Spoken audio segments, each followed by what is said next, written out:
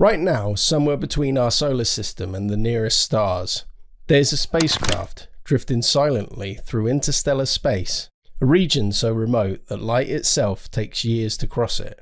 This spacecraft was designed and built in the 1960s and 70s, assembled by hand, launched in 1977, and it has been flying ever since. Its onboard computer has less processing power than the calculator app on your phone, and yet, against every reasonable expectation, it's still out there, still operating. We know it is still out there because it talks to us. Every single day, engineers at NASA's Jet Propulsion Laboratory in California tune in to receive its data. The signal is extraordinarily faint, about 20 billion times weaker than the power in a digital watch battery, but we can still hear it. And in November 2026, something is going to happen to that signal that has never happened to any human-made object in the entire history of space exploration. It would take a full 24 hours for a signal travelling at the speed of light to even reach the spacecraft. One light day. Engineers at JPL, who sent a command on Monday morning, won't receive a response until Wednesday morning. A round trip will take 48 hours. Voyager 1 is going to become the first human object in history to be one full light day from the planet that made it. This is what that milestone actually means.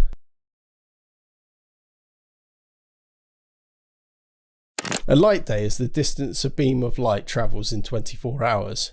Voyager 1's signal already takes over 23 hours to reach Earth, and this November it will cross to 24. If something goes wrong on Voyager today, NASA won't know about it until tomorrow, and the response won't arrive until the day after that.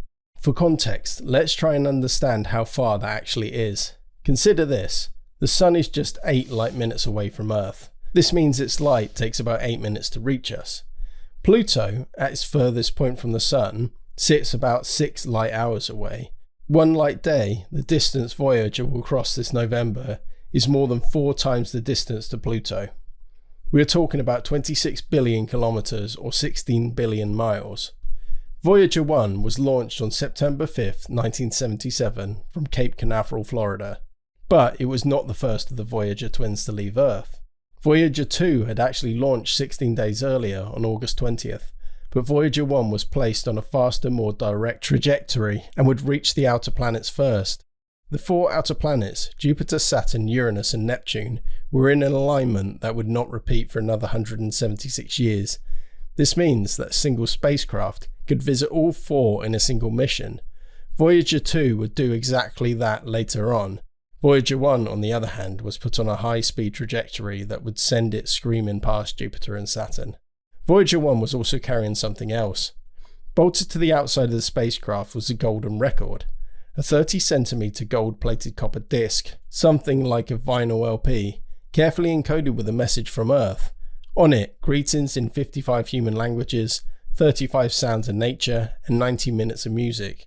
The record also came with instructions, diagrams etched into the cover, explaining to any extraterrestrial intelligence that might one day find it how to build a device capable of playing it, along with a map pinpointing where in the galaxy Earth is located. Carl Sagan, who led the team that designed it, called it a message in a bottle cast into the cosmic ocean. In 1979, it flew past Jupiter and found that the planet has a ring no one knew existed and 2 previously unknown moons. Then November 1980, Saturn, 5 new moons, a previously unknown ring, and photographs of such clarity that scientists were still publishing research based on them years later. After Saturn, Voyager's trajectory was angled upwards and out of the solar plane entirely, and in February 1990, before its cameras were switched off permanently, it turned around one last time.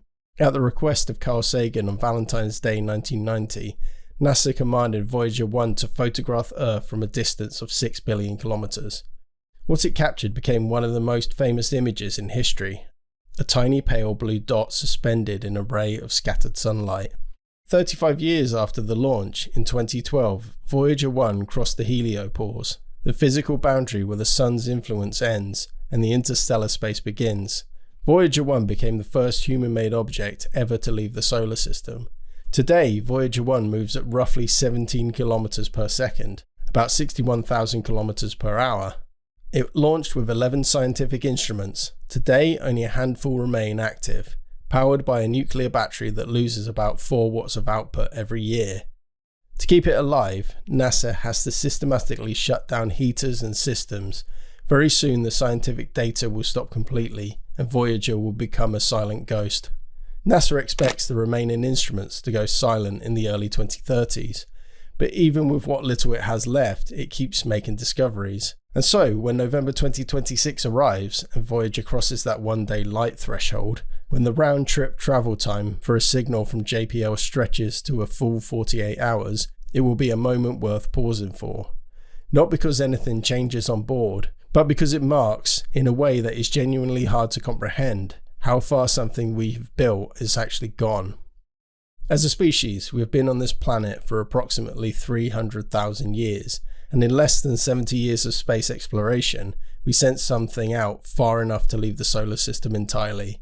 Built from components that are, by modern standards, laughably primitive, running on a computer with less power than a cheap smartwatch, Voyager 1 won't reach its nearest star for another 40,000 years. The one light day milestone this November is a number, but it's also a reminder that for all our limitations, we are capable of reaching, even when we are not entirely sure what we're reaching for. Voyager 1 is out there right now.